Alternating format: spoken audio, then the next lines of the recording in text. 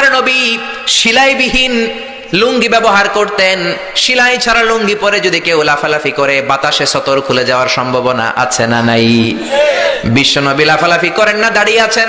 রুকানা বলে, মোহাম্মদ তুমি আগে বক্সিং মারো। বিশ্বনবী বললেন, আমি কাউরে মারি না, কারণ আমারটা খাইয়া হজম করার যোগ্যতা কারো নাই, ঠিক না? বিশ্বনবী বললেন, আমি মারবো না, তুমি মারো। রুকানা বলে, তুমি মারো। রুকানারাও রাজি করাতে পারেন না। বিশ্বনবী বক্সিং মারেন নাই। বিশ্বনবীর মুবারক ডান হাতটা নিয়ে রুকানার বাম কাঁধের মধ্যে টাচ করে বিশ্বনবী বললেন, ও রুকানা, এত লাফাও কেন, এত লাফাও কেন? বিশ্বনবী ডান হাত দিয়ে কাঁধের মধ্যে ধরতে দেরি, মুহূর্তের মধ্যে রুকানা বেহুশ হয়ে যায়। আল্লাহু আকবার। সবাই রুকানার মাথার মধ্যে পানি ঢেলে হুশ করে বলে, রুকানা তুই তো বড় শিয়ানা। ওরে রুকানা, তুই তো বড়, তোর শিয়ানাগিরি গেল কই? আব্দুল্লাহর বেটা মুহাম্মদ তোরে ঘুষি দেয় নাই, কিক মারে নাই, বক্সিং মারে নাই, শুধু একটু ধরেছে, বেহুশ হলি কেন? রুকানা বলে, আরে তোরা তো জানিস না, তোরা কিছু দেখিস নাই, তোরা দেখেছিস মুহাম্মদ হাত দিয়ে আমার গায়ের মধ্যে ধরেছে। আসলে ওইটা হাত ছিল না, আমার মনে হয় গোটা উহুদ পাহাড়টা এসে আমার কাঁধের উপরে চেপে বসেছে। জোরে কোন সুবহানাল্লাহ।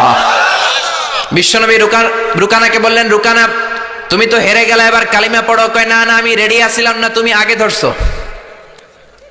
মুনাফিকেরা মিথ্যা বলে, জোরে বলেন ঠিক কিনা? কাফিরেরা মিথ্যাবাদী হয়। বিশ্বনবী বললেন, ঠিক আছে, তাহলে আবার লাগবো।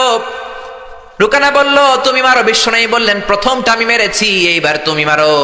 রুকানা বলে, আমি মারবো না, তুমি মারো। বিশ্বনবী আবার রুকানাকে ধরলেন। মুহূর্তের মধ্যে রুকানা আবার বেহুশ হয়ে যায়। সুবহানাল্লাহ কইতে বললেন না? হুশ ফিরানো হলো। আবার সবাই মাথায় পানি দেয়, আর জেগে ওঠার পরে বলে, রুকানা তুই তো বড় শিয়ানাগিরি গেল কই? রুকানা বলে, আবার ওই যে উহুদ পাহাড় আমার কাঁধের উপরে চেপে বসেছে, তোমরা তো খালি চোখে দেখো নাই। বিশ্বনবী বললেন, এবার কালিমা পড়ো।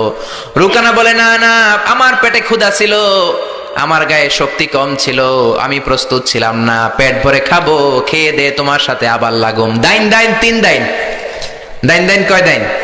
খেলা এরকম বলে না অনেকে, দাইন দাইন তিন দাইন, আবার লাগবো, আবার খেলা হবে। আবার বিশ্বনবী ধরলেন, আবার বেহুশ। বিশ্বনবীকে তোরে আর কত বেহুশ করুম? এজন্য আমার নবীর গায়ে শক্তি আছে না নাই? মা আয়েশার সাথে যদি বিশ্বনবী প্রথমবার জোরসে দৌড় দিতেন, কোনোদিন মা আয়েশা পারতো না। মা আয়েশারে জিতিয়ে দেওয়ার জন্য ইচ্ছা করে আস্তে দৌড়েছেন। এবার দ্বিতীয়বার যখন দৌড়ের পালা, মনে আছে তো না ভুলে গেছেন? বিশ্বনবী বললেন, 1 2 3 দৌড় দাও। মা আয়েশাও দিলেন দৌড়, বিশ্বনবীও দিলেন দৌড়। এবার মা আয়েশাকে আর চান্স না দিয়ে বিশ্বনবী দৌড়ে যেয়ে পিলার ধরলেন। এবার আর মা আয়েশার মুখে হাসি নাই, এবার রেগে আছে, একেবারে গড়গড় করছে, রেগে জিততে পারে নাই। হেরে গেলে মেয়েদের একটা